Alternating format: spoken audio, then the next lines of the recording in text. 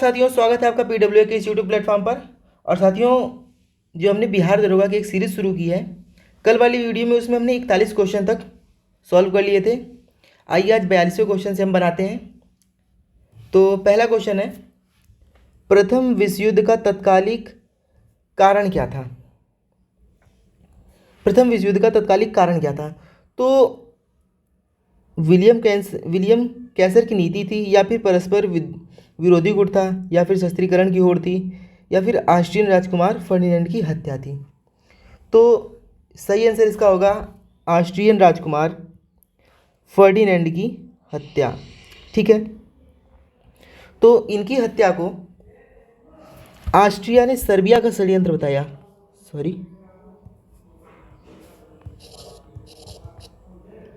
Austria ने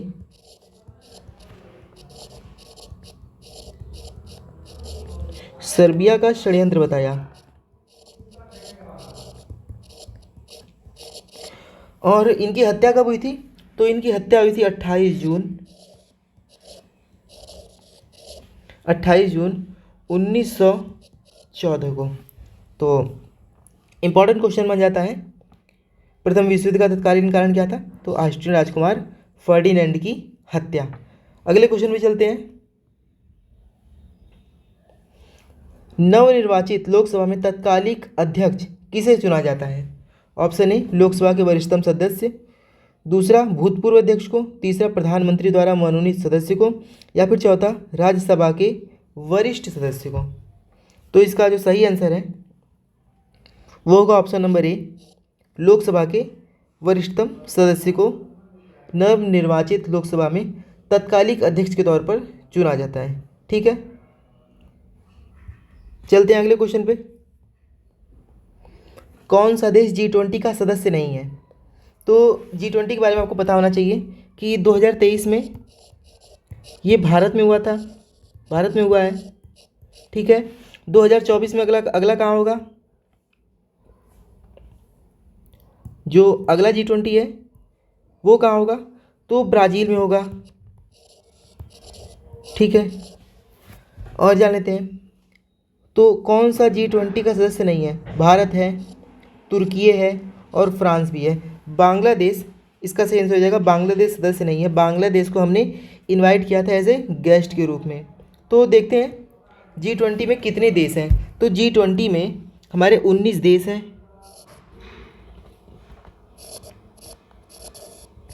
19 देश है, प्लस एक अफ्रीकन यूनियन इस बार जुड़ा है,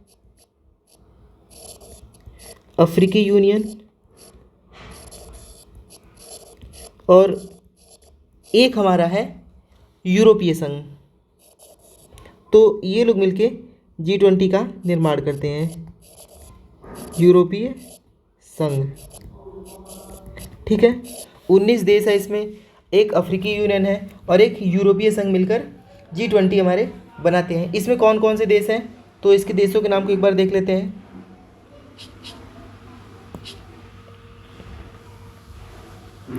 तो इसमें है अर्जेंटीना है हमारा, इसमें अर्जेंटीना है।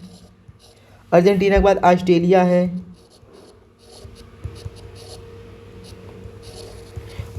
है, फिर ब्राज़ील है। ब्राज़ील के बाद हमारा कनाडा हो जाता है, यहाँ के जस्टिन ट्रूडो यहीं के हैं। ठीक है, फिर चीन हो जाता है, चीन के बाद हमारा फ्रांस होता है, और फ्रांस के बाद इसके बाद जर्मनी है, जर्मनी के बाद हमारा भारत है, भारत के बाद इंडोनेशिया है,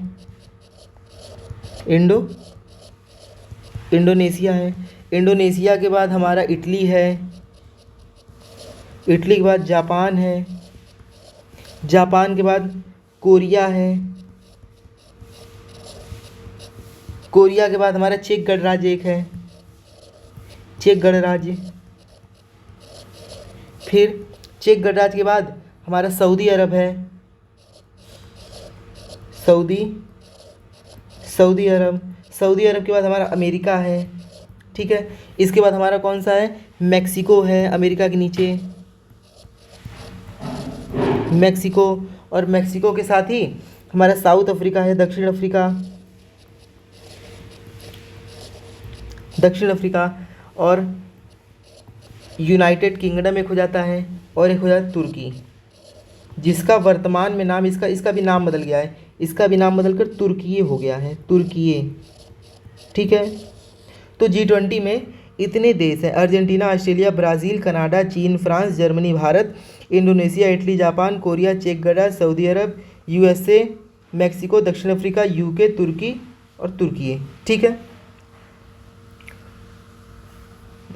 चलते हैं अगले क्वेश्चन पे।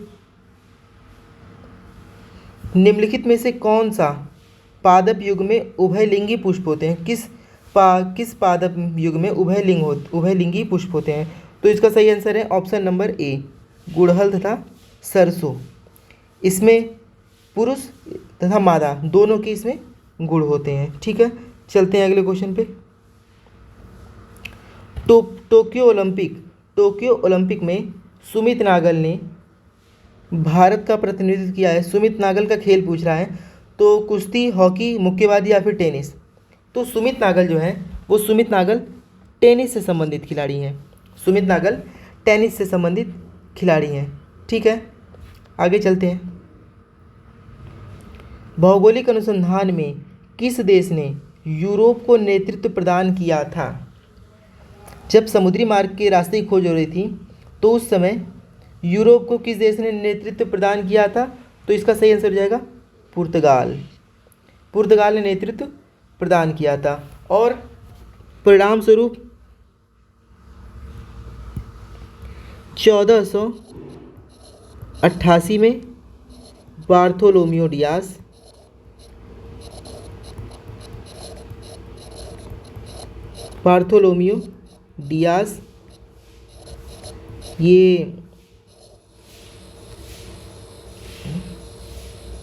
ये हमारा अफ्रीका है, यहाँ तक पहुँच गए थे। इस पॉइंट का नाम है केप ऑफ गुड होप। ये पुर्तगाल से आते आते यहाँ से समुद्री मार्ग से आते आते यहाँ पर पहुँचे थे, और इस पॉइंट का नाम है cap of Good hope.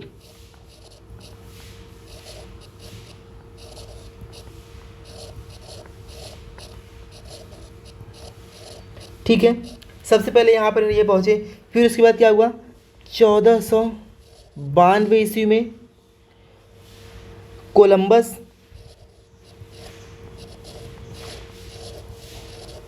Bharat की खोज करते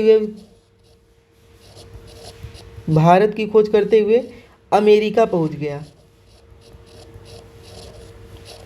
1498 ईस्वी में वास्को डी गामा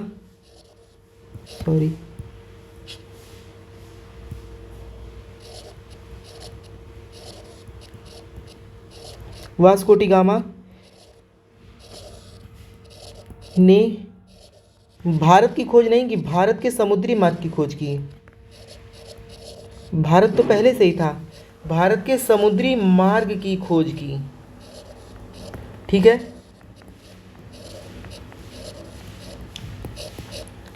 तो 1488 में Bartolomeu Dias Cape of Good Hope तक पहुंच गया। 1492 ईस्वी में कोलंबस निकला था भारत की खोज करने के लिए, और वो जहाँ पर गया उसने इसका नाम रख दिया रेड इंडियन, कि यहाँ पर रेड इंडियन रहते, तो वहाँ वो अमेरिका का पार्ट था। ठीक है। वहाँ के लोगों को उसने रेड इंडियन कहा। 1498 ईस्वी में वास्को डी गामा अफ्रीका के किनारे से होते हुए अरब महासागर से होते हुए अफ्रीका से होते हुए हिंद महासागर पहुंचा और वहाँ से भारत में प्रवेश कर गया। ठीक है। तो अगले क्वेश्चन में चलते हैं।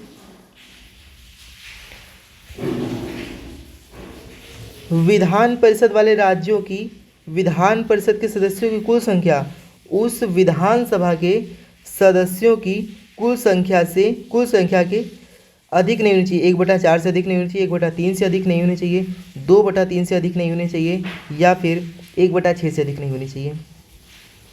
तो इसका सही आंसर जो होगा वो है 1/3 से अधिक नहीं होनी चाहिए। ठीक है। चलते हैं अगले क्वेश्चन। जी का मान कितना होता है? तो ये साइंस का क्वेश्चन है। जी का मान होता है जी क्या है पहले, ये जी क्या है, ये गुरुत्वाकर्षण नियतांक है।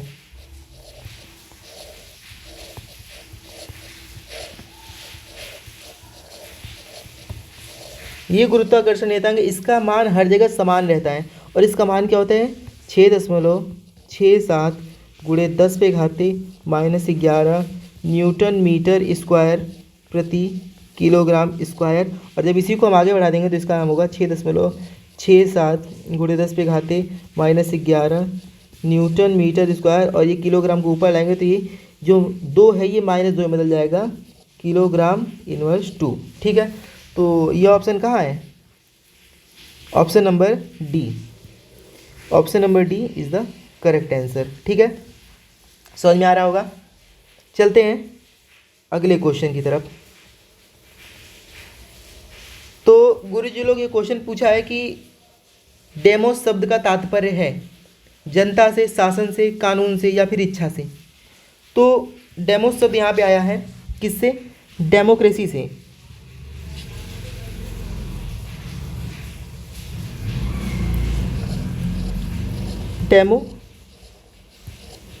डेमोक्रेसी से डेमोस शब्द आया है। डेमो मतलब, डेमोस मतलब ये बना है डेमोस, इसका अगर संधि विच्छेद करेंगे तो ये बना है डेमोस प्लस क्रेसिया, ये होता है, इसका मतलब होता है जनता और इसका मतलब होता है शासन, तभी मिलकर बनता है जनता का शासन, डेमोक्रेसी। तो डेमोस शब्द का अर्थ हो जाएगा जनता। ठीक है, ऑप्शन नंबर ए इसका सही उत्तर हो जाएगा, जनता। ठीक है, चलते हैं गुरुजी लोग अगले क्वेश्चन पे। अप्रैल 2023 में प्रमुख फसल बीमा योजना, प्रधानमंत्री फसल बीमा योजना ने कितने वर्ष पूरे कर लिए हैं। तो पूछ रहा है प्रधानमंत्री फसल बीमा योजना ने कितने वर्ष पूरे कर लिए हैं। तो प्रधानमंत्री फसल बीमा योजना शुरू कब हुई थी, ये शुरू हुई थी 13 जनवरी 2016 को। ठीक है, और अभी वर्ष चल रहा है 2023, तो इसको 7 साल पूरे हो चुके हैं। ऑप्शन नंबर सी 7 साल। ठीक है, तो अब चलते हैं अगले क्वेश्चन पे। बक्सा टाइगर रिजर्व किस राज्य में स्थित है। तो देखिए बक्सा टाइगर रिजर्व तो पश्चिम बंगाल राज्य में स्थित है, लेकिन यहाँ से अब बहुत ही इंपॉर्टेंट क्वेश्चन बनता है कि ऑप्शन में उत्तर प्रदेश, तो यूपी में कौन सा टाइगर रिजर्व है। तो यूपी में हमारा रानीपुर टाइगर रिजर्व। ठीक है, अगला कौन सा है, अगला है अमानगढ़ टाइगर रिजर्व। अगला कौन सा है, अगला है दुधवा टाइगर रिजर्व।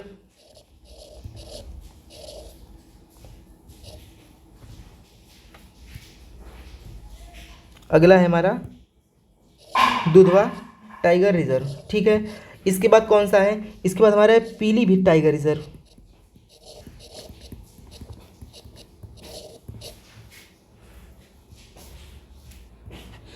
फिर देखिए मध्य प्रदेश, इसमें कौन सा टाइगर रिजर्व है, इसमें Kanha plus Kuno tiger reserve. ठीक है, इसमें दोनों इंपॉर्टेंट बन जाते हैं। ठीक है, चलते हैं अगले नेक्स्ट क्वेश्चन पे। पेंच हो गया हमारा, एक मिनट, पन्ना हो गया। ठीक है, बांधवगढ़ हो गया, बांधवगढ़। ठीक है, तो ये हमारे हो गए मध्य प्रदेश के टाइगर रिजर्व। अब एक और राज्य बचता है हमारा राजस्थान, तो राजस्थान को देख लेते हैं। ठीक है, राजस्थान,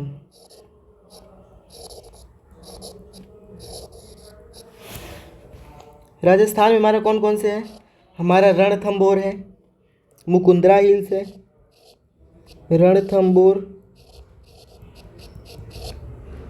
मुकुंदरा हिल्स,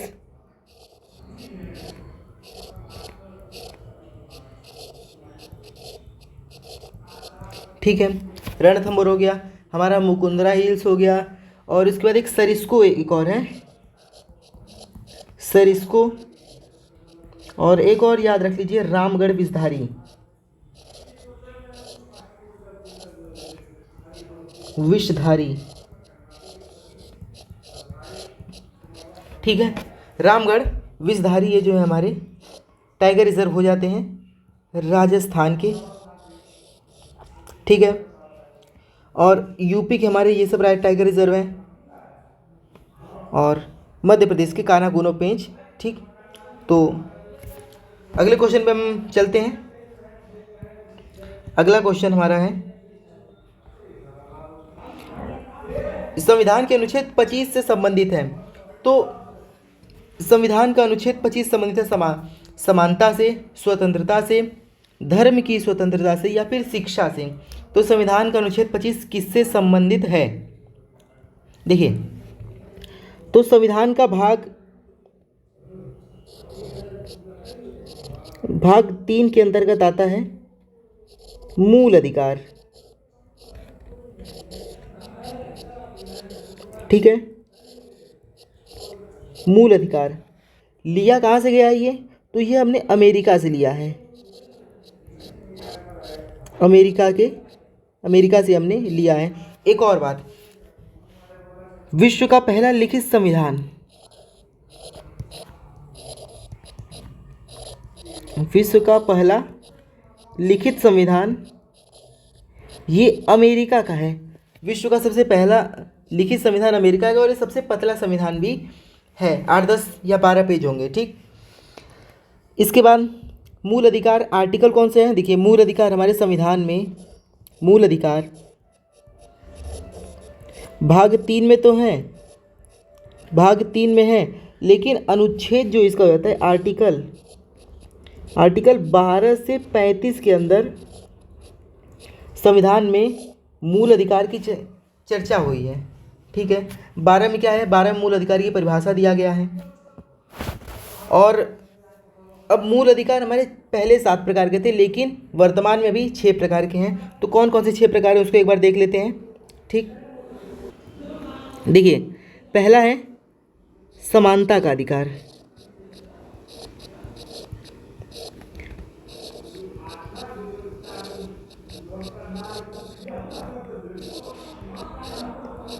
समानता का अधिकार। दूसरा हमारा है स्वतंत्रता का अधिकार, स्वतंत्रता का अधिकार।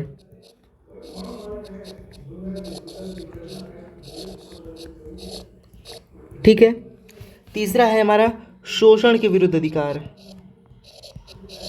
शोषण के विरुद्ध अधिकार।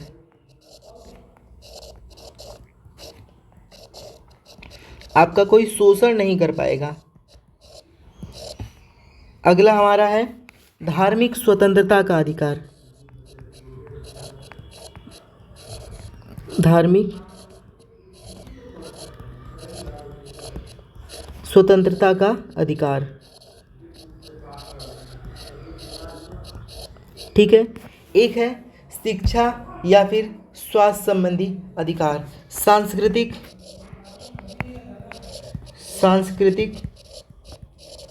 और शिक्षण संबंधी अधिकार।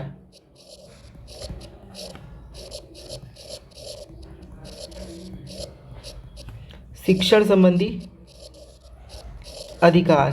ठीक है, अब इन सभी का आर्टिकल जान लेते हैं हम। तो समानता का अधिकार ये हमारे संविधान में आर्टिकल 14 से लेके 18 तक में है। स्वतंत्रता का अधिकार आर्टिकल 19 से लेके 22 तक है। शोषण के खिलाफ अधिकार आर्टिकल 23 और 24 में इसका जिक्र किया गया है। धार्मिक स्वतंत्रता का अधिकार 25 से 28 तक में इसका जिक्र है। सांस्कृतिक और शिक्षण संबंधी अधिकार 29 और 30 में इसका जिक्र होता है। ठीक है, ये हमारे भी 5 अधिकार हैं, 1 2 3। ठीक है, ये हम अभी हमारे 5 तरह के अधिकार हैं। और छठवां हमारा हो जाएगा, छठवां क्या होगा? छठवां होगा हमारा संवैधानिक उपचार का अधिकार,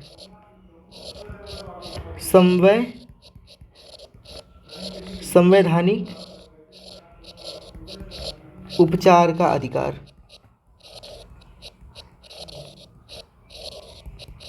ये होता है आर्टिकल नंबर 32 में, और इसे संविधान की आत्मा कहते हैं।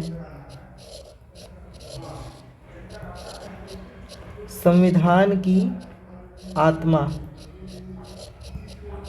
ठीक है, इसे संविधान की हृदय आत्मा कहते हैं। और ये किसने कहा है इसे संविधान की हृदय आत्मा? तो इसे बाबा साहब भीमराव अम्बेडकर ने संविधान की हृदय आत्मा कहा है। ठीक, एक और क्वेश्चन बनता है, पहले इसका एक स्क्रीनशॉट लेना चाहते हैं तो ले लीजिए, फिर एक और इसमें क्वेश्चन बनता है। क्या?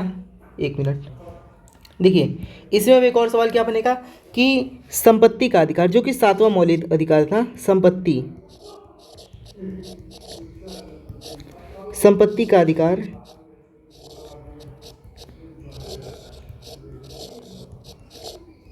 ये हमारा 7वां मौलिक अधिकार था, मूल अधिकार था, सॉरी मौलिक नहीं, मूल अधिकार था। और ये पहले आता था 31 के अंदर, संविधान का अनुच्छेद 31, लेकिन 44वां संविधान संशोधन, 44वां कॉन्स्टिट्यूशनल अमेंडमेंट के द्वारा 1978 ईस्वी में इसे मूल अधिकार से हटाकर संविधान के अनुच्छेद 12 के अंतर्गत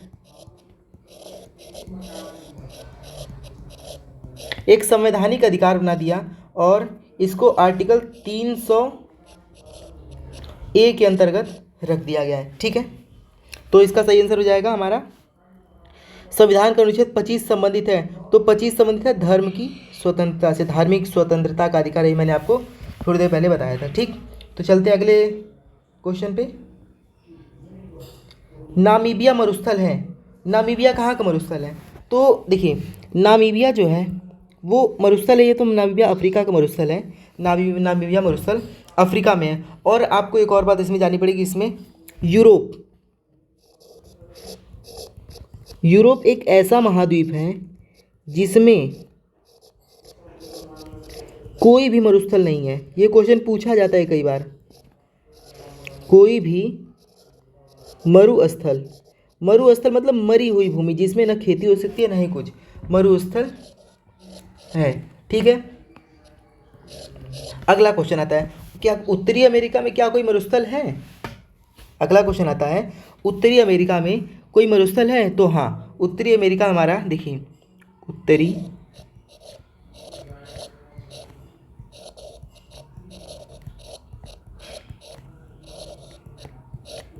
उत्तरी अमेरिका हमारा कौन सा मरुस्थल है? तो उत्तरी अमेरिका में हमारा सोनोरन मरुस्थल है।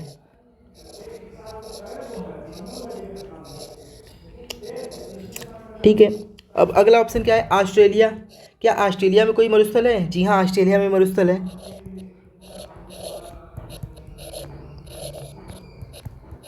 ऑस्ट्रेलिया में कौन सा मरुस्थल है? ग्रेट विक्टोरिया मरुस्थल।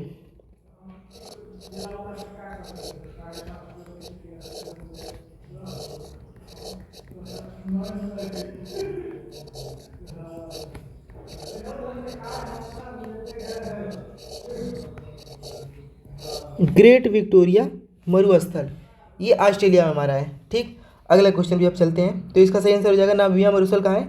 अफ्रीका में है। अगला क्वेश्चन, पुस्तक हिंद स्वराज निम्नलिखित में से किसने लिखी है? तो हिंद स्वराज के लेखक हमारे महात्मा गांधी जी हो जाएंगे।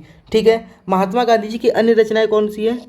तो देखिए एक मिनट, सॉरी, ये महात्मा गांधी जी की अन्य रचनाएं हम देखते हैं अब। तो महात्मा गांधी ने लिखा है सत्य के साथ मेरे प्रयोग,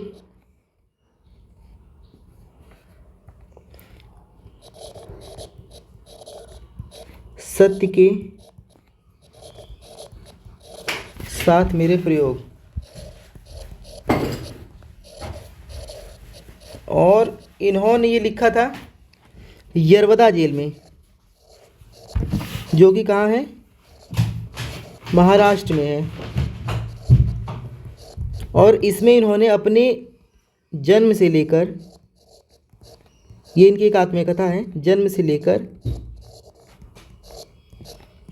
1920 ईस्वी तक जो घटनाएं हैं वो इन्होंने इसमें लिखी है।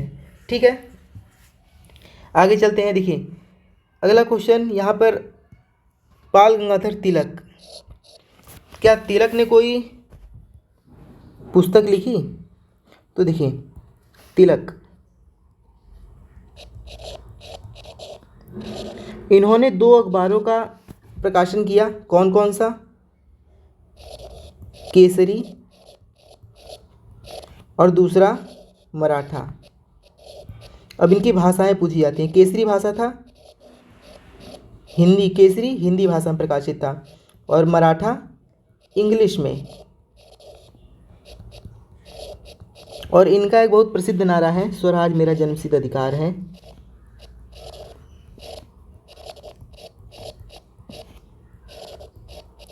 जन्मसिद्ध अधिकार है, मैं इसे लेकर रहूंगा। ठीक है, और राजेंद्र प्रसाद, राजेंद्र प्रसाद हमारे भारत के पहले प्रधानमंत्री चुने गए। और सरोजिनी नायडू, देखिए सरोजिनी नायडू जो थी,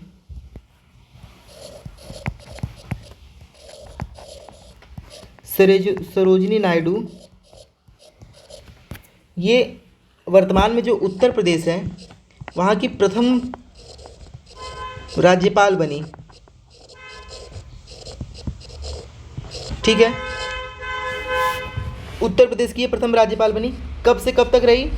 1947 से लेके 1949, और इनके पद पर ही इनकी मृत्यु हो गई। इनके पद पर इनकी मृत्यु हो गई।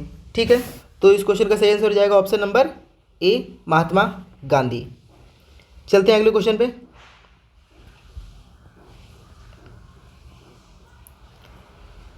पूछा है वर्तमान में केंद्रीय सतर्कता आयुक्त कौन है? Option A P K Srivastava, B Neetu Virk Arora, C Gaurav Sharma, या फिर डी अरविंद कुमार। तो इस समय हमारे केंद्रीय सतर्कता आयुक्त हैं पीके श्रीवास्तव। ठीक है, चलते हैं अगले क्वेश्चन पे। संसद के दोनों सदनों की संयुक्त बैठक के लिए गणपूर्ति चाहिए। तो संसद की जब दोनों सदनों की संयुक्त बैठक होती है तो इसके लिए 1/10 की गणपूर्ति चाहिए होती है। 1/10 की गणपूर्ति उसके लिए चाहिए होती है। तो ऑप्शन नंबर सी इस क्वेश्चन का सही आंसर हो जाएगा, 1/10। ठीक है, चलते हैं अगले क्वेश्चन पे। भारत में प्रतिवर्ष आर्थिक सर्वेक्षण कौन प्रकाशित करता है? तो भारत में प्रतिवर्ष आर्थिक सर्वेक्षण हमारा प्रकाशित करने का काम ये वित्त मंत्रालय इसका होता है। ठीक है, और भारतीय रिजर्व बैंक की स्थापना हुई थी, देखिए भारतीय रिजर्व बैंक की स्थापना हुई थी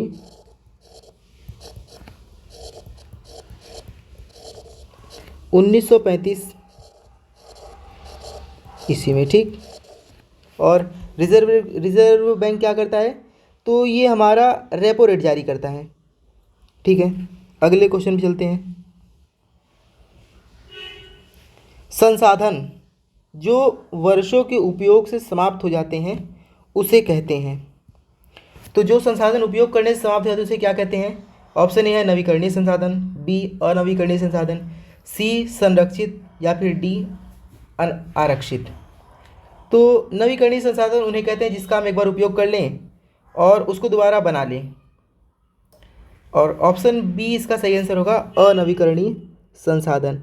अर्थात वे संसाधन जो एक बार समाप्त हो जाते हैं दोबारा बनाए नहीं जा सकते हैं। जैसे इसमें हम चले आएंगे तो इसका उदाहरण हो जाएगा हमारा कोयला, पेट्रोलियम,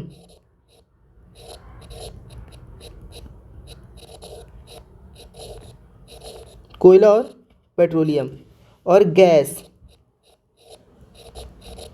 इसका इनको हम दोबारा बना नहीं सकते, या फिर इनको बनने में बहुत ज़्यादा समय लगता है। ठीक है, तो ऑप्शन नंबर बी इसका सही आंसर हो जाएगा। अगला क्वेश्चन, जीवों के परिरक्षित अवशेष कहलाते हैं। तो जीवों के परिरक्षित अवशेष क्या कहे जाएंगे? तो उन्हें हम चट्टान कहेंगे या फिर जीवाश्म कहेंगे या फिर अवसाद कहेंगे। तो उसे हम कहते हैं जीवाश्म। जीवाश्म का अर्थ होता है जीवों के अवशेष। ठीक है। अगला क्वेश्चन है, बाबू जगजीवन राम छात्रावास योजना का संबंध विद्यार्थियों के लिए छात्रावास निर्माण से है। तो किस कैटेगरी के छात्रावास छात्रों के लिए बनाया गया था? तो ये इसका सही आंसर हो जाएगा एससी छात्रों के लिए इसका निर्माण किया गया था। ठीक है। तो चलते हैं अगले क्वेश्चन पे। देखिए, कौन सी भारतीय कंपनी बहुराष्ट्रीय निगम नहीं है? अब बहुराष्ट्रीय निगम जानते हैं क्या होता है? बहुराष्ट्रीय निगम का मतलब कि वो भारत में भी अपना काम कर रही है और भारत के बाहर भी अपना काम कर रही है। तो देखिए, टाटा मोटर्स, टाटा ये भारत में भी है और भारत के बाहर में भी है। रेनवैक्सी और एशियन पेंट्स ये सभी हर जगह चलते हैं, लेकिन जो बीएसएनएल है ये भारत की एक टेलीकॉम कंपनी है। ठीक है।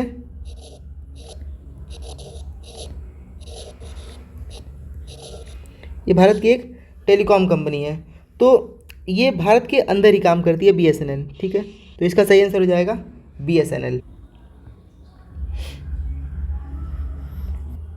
क्वेश्चन नंबर 64 कह रहा है कि भारत की स्वदेशी लाइट कॉम्बैक्ट एयरक्राफ्ट तेजस ने अपनी हथियार क्षमता की 5वीं जनरेशन की dash air to air combat missile को जोड़ा है। तो ये करंट अफेयर का क्वेश्चन पूछा गया था। तो पृथ्वी 1 को जोड़ा है या फिर अग्नि 1 को या फिर पाइथन 5 को या फिर शौर्या को। ऑप्शन डी है शौर्या। तो इनमें से किसको जोड़ा है? तो इसका सही आंसर हो जाएगा, देखिए, अभी हाल ही में भारत की स्वदेशी लाइट कॉम्बैक्ट एयरक्राफ्ट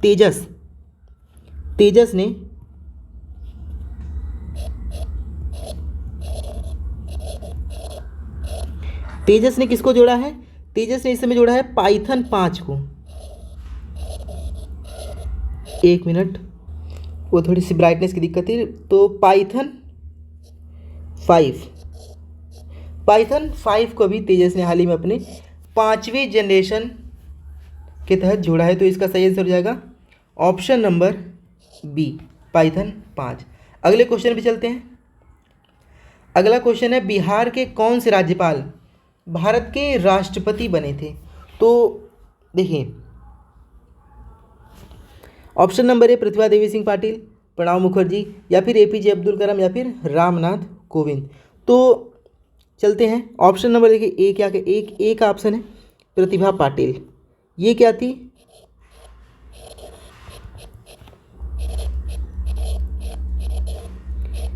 ये भारत की पहली महिला राष्ट्रपति।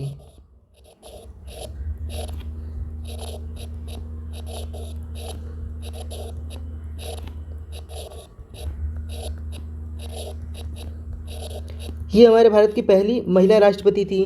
दूसरा क्या दे रहा है? प्रणब मुखर्जी। तीसरा एपीजे अब्दुल कलाम, इन्हें मिसाइल मैन के नाम से जाना जाता है।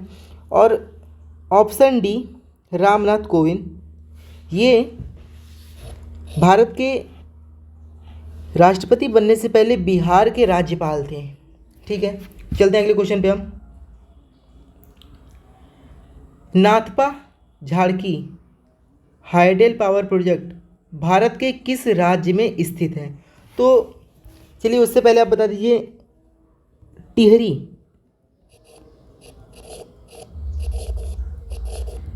टिहरी परियोजना बता दीजिए।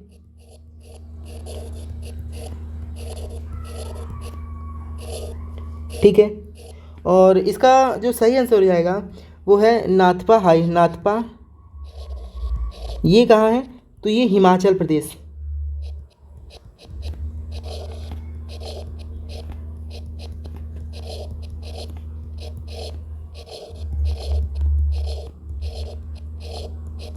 तो हिमाचल प्रदेश इस क्वेश्चन का सही आंसर हो जाएगा। लेकिन एक टिहरी परियोजना है हमारे उत्तराखंड में। ठीक है। उत्तराखंड में टिहरी परियोजना है और किस नदी के ऊपर है? ये भागीरथी नदी के ऊपर है। ये भागीरथी नदी के ऊपर है। ठीक है। तो इस क्वेश्चन का जो सही आंसर हो जाएगा हिमाचल प्रदेश। यहाँ पर है हमारा Nathpa Jhakri hydel power project. ठीक है, चलते हैं अगले क्वेश्चन पे। तो चमगादड़ तथा पक्षी के पंख हैं समजात अंग के, अवशेषी अंग के, जटिल अंग के या फिर समवृत्ति अंग के। तो बताइए इसका आंसर क्या होगा।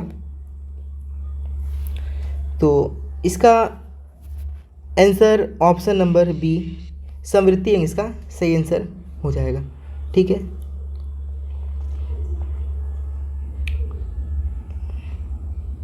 इंडियन नेशनल कांग्रेस का प्रथम अध्यक्ष कौन था। ठीक, देखिए तो सबसे पहले भारतीय राष्ट्रीय कांग्रेस, इसकी स्थापना कब हुई थी। तो इसकी स्थापना हुई थी 1885 ईस्वी में। किसके द्वारा की गई थी। डफरिन इसमें हमारा गवर्नर था। ठीक,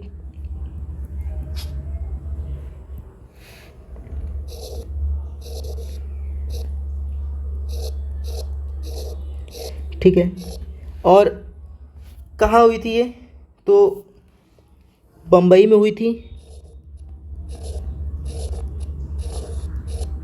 बम्बई में हुई थी। इसकी अध्यक्षता किसने की थी। तो इसके अध्यक्ष थे, हमारे पहले अध्यक्ष थे व्योमेश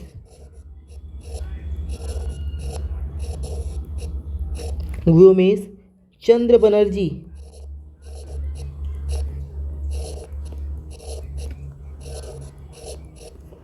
व्योमेश चंद्र बनर्जी, या फिर इन्हीं का नाम देखिए यहाँ पर व्योमेश लिख दिया है।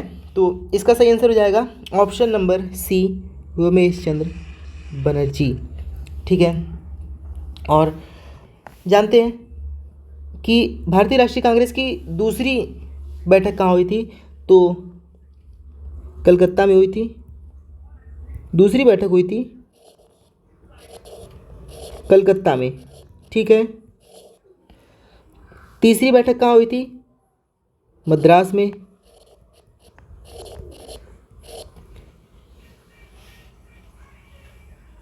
ठीक है, चौथी बैठक कहाँ हुई थी।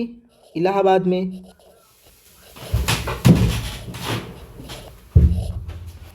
और पांचवी बैठक कहाँ हुई थी।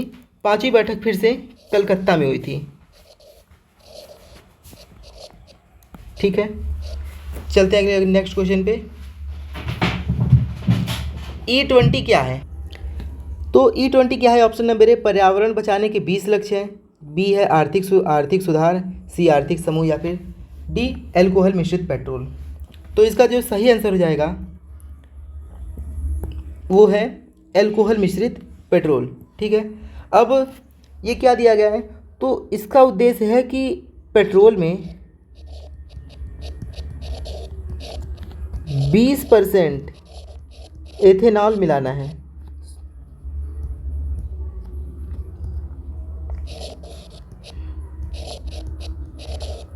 तो जिससे क्या होगा, जिससे हमारा तेल में कुछ आत्मनिर्भरता आएगी। आत्मनिर्भर भारत के तहत इसको चालू किया जा रहा है। आगे चलते हैं। 70वें क्वेश्चन हमारा, एक आवश्यक तत्व है जिसका उपयोग प्रोटीन के संश्लेषण में किया जाता है। नाइट्रोजन, मैग्नीज या फास्फोरस या फिर जिंक। तो नाइट्रोजन का उपयोग प्रोटीन के संश्लेषण में किया जाता है। दूसरा क्वेश्चन, पृथ्वी पर सबसे ज़्यादा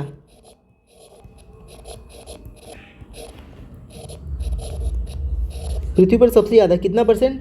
78% नाइट्रोजन पाया जाता है हमारा। ठीक है, उसके बाद में 28% हमारा ऑक्सीजन पाया जाता है। ठीक, और जो एक सवाल पूछा जाता है कि कौन सा ऐसा तत्व है जो कि ब्रह्मांड में सर्वाधिक पाया जाता है लेकिन हमारी पृथ्वी पर सबसे कम पाया जाता है। तो हाइड्रोजन। ठीक है, हाइड्रोजन, क्योंकि संपूर्ण तारे, सूर्य और हमारी आकाशगंगा में बहुत सारे तारे हैं, तो सभी तारे हाइड्रोजन और हीलियम के संयोग से बने हुए हैं। ठीक, और हमारे धरती पर जो हाइड्रोजन है वो जल के रूप में है। तो इसीलिए इसका सही आंसर हो जाएगा ऑप्शन नंबर 70 का ऑप्शन नंबर ए नाइट्रोजन सही हो जाएगा। और इस क्वेश्चन का आंसर कि जो हमारी पृथ्वी पर सबसे कम पाया जाता है वो है हाइड्रोजन। अगले क्वेश्चन में चलते हैं। अगला क्वेश्चन है, अंतर्राष्ट्रीय शांति दिवस मनाया जाता है शांति दिवस कब मनाया जाता है? तो अंतर्राष्ट्रीय शांति दिवस हम लोग मनाते हैं 21 सितंबर को। 21 सितंबर को अंतर्राष्ट्रीय शांति दिवस मनाया जाता है। चलिए अब बताइए कि जल दिवस कब मनाया जाता है?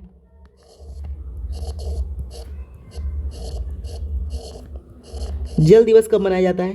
पृथ्वी दिवस कब मनाया जाता है? जैव विविधता दिवस कब मनाया जाता है?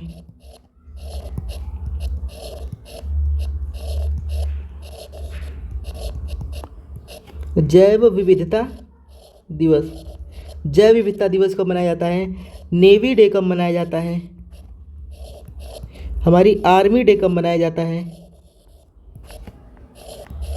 संविधान दिवस कब मनाया जाता है?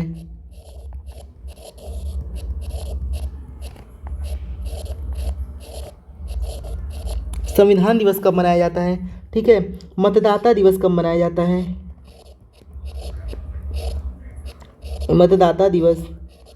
विज्ञान दिवस कब मनाया जाता है? पर्यटन दिवस कब मनाया जाता है? युवा दिवस कब मनाया जाता है? ठीक है, युवा दिवस कब मनाया जाता है? और प्रवासी भारतीय दिवस कब मनाया जाता है? प्रवासी भारतीय दिवस कब मनाया जाता है? ठीक है। वायुसेना दिवस कब मनाया जाता है? और फिर आर्मी डे।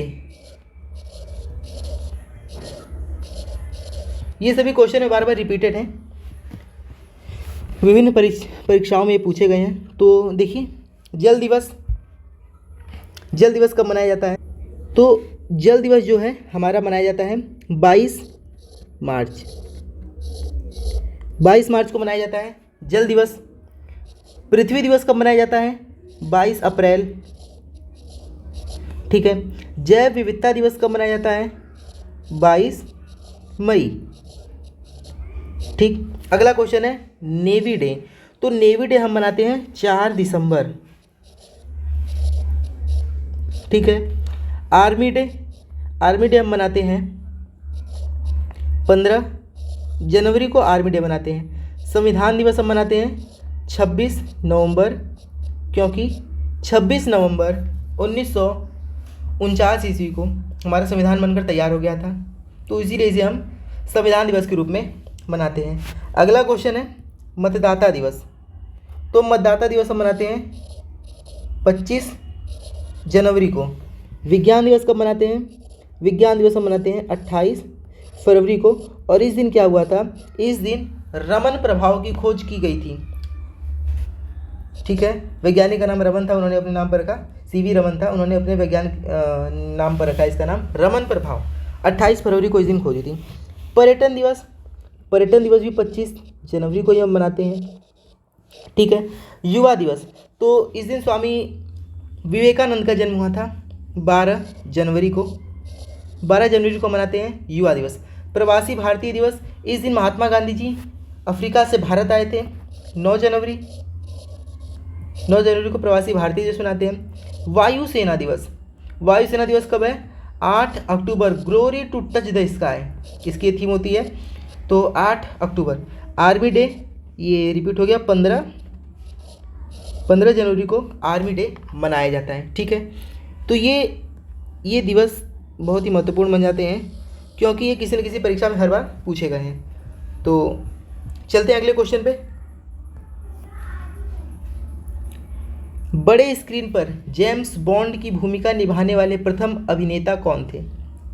तो जेम्स बॉन्ड, एक अंग्रेजी लेखक ने एक नाटक लिखा है, उसमें जेम्स बॉन्ड एक गुप्तचर है जो कि बहुत दिनों तक जी गया, तो उसका किरदार निभाया है शॉन कॉनरी ने। ठीक है। चलते हैं अगले क्वेश्चन पे। भारतीय संविधान का कौन सा अनुच्छेद सर्वोच्च न्यायालय के बारे में जानकारी देता है? तो देखिए, आर्टिकल नंबर जो 24 है, आर्टिकल नंबर 124, ये हमें जानकारी देता है सुप्रीम कोर्ट के बारे में। ठीक है। और इसमें जो आर्टिकल दिए हैं उसको भी देख लेते हैं। आर्टिकल नंबर 123 क्या कहता है? 123 कहता है कि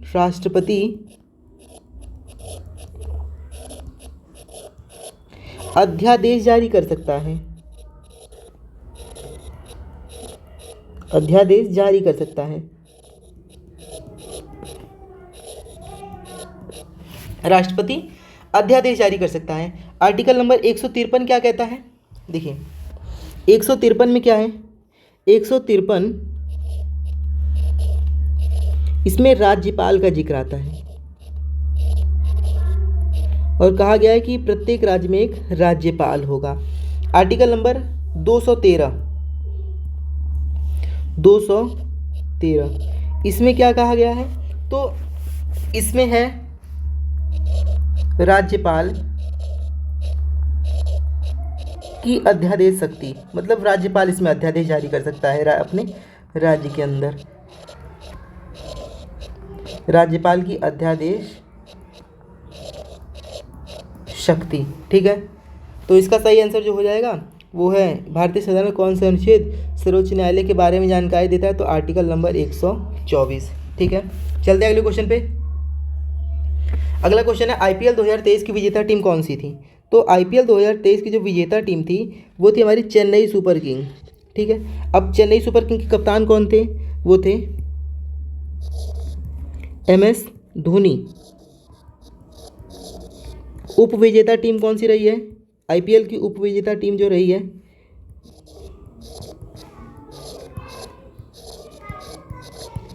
उप विजेता टीम है जो है वो है गुजरात टाइटंस।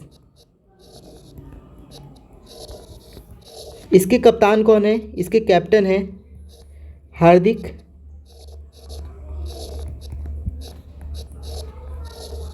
पांड्या। इसके कप्तान है हार्दिक पांड्या। तो आईपीएल 2023 की विजेता टीम कौन सी है? Chennai super king.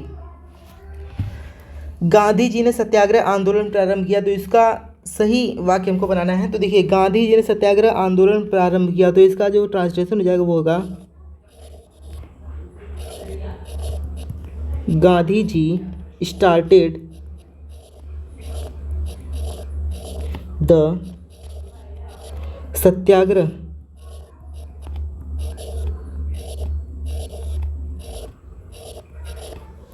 मूवमेंट।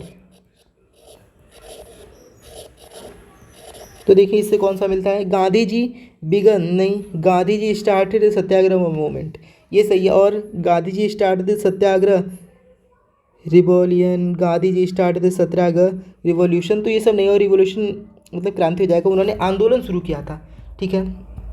तो इसका जो सही आंसर हो जाएगा वो होगा option number B, Gandhi ji started सत्याग्रह मूवमेंट। अगला क्वेश्चन भी चलते हैं। अगला क्वेश्चन है भारत के राष्ट्रीय प्रतिदर सर्वेक्षण संगठन का क्या उत्तरदायित्व है? तो इसका उत्तरदायित्व क्या है? जनगणना करना, विभिन्न क्षेत्रों में अखिल भारतीय स्तर पर बड़े पैमाने के सर्वेक्षण करना, पशु जनगणना करना, या फिर अंतर्राज्यीय व्यापार के आंकड़े एकत्रित करना। तो इसका काम क्या है सर? इसका काम है विभिन्न क्षेत्रों में अखिल भारतीय स्तर पर बड़े पैमानों के सर्वेक्षण करना। इसका सही आंसर हो जाएगा option number B is the correct answer. आगे चलते हैं। भारत का प्रथम लॉ ऑफिसर है, भारत का प्रथम लॉ ऑफिसर कौन है? तो भारत का प्रथम लॉ ऑफिसर मतलब महान्यायवादी,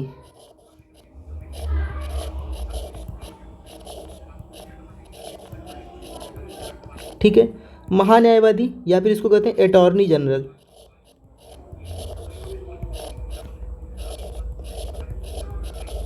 अटॉर्नी जनरल होता है। इसके लिए अनुच्छेद संविधान में, इसके लिए अनुच्छेद 76 का प्रयोग किया गया है। इस समय कौन है? तो इसमें के वेणुगोपाल है, नहीं आर वेंकट रमणी। इसमें महान्यायवादी कौन है? इस समय वर्तमान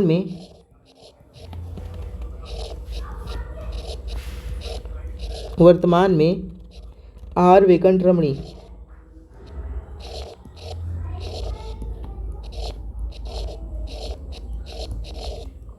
आर वेंकट रमणी इस समय हमारे अटॉर्नी जनरल है। तो इसका ऑप्शन नंबर सी इसका करेक्ट आंसर हो जाएगा। अगले क्वेश्चन पे चलते हैं।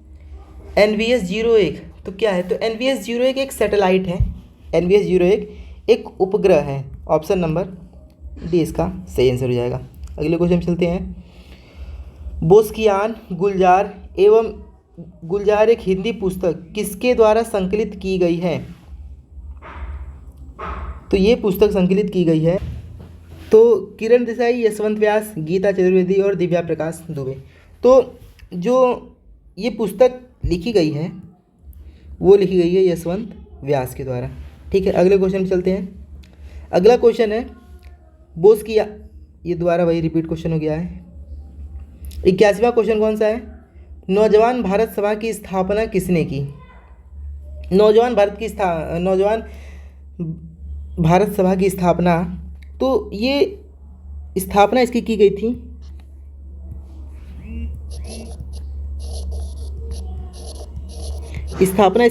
सन 1926 ईस्वी में। कहाँ पर की गई थी? स्थान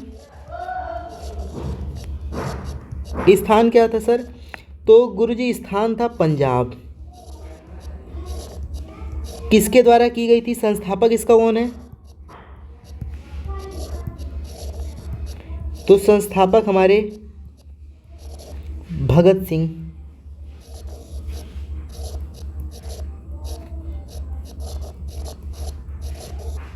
ठीक है, तो इसकी संस्थापना की गई थी भगत सिंह के द्वारा।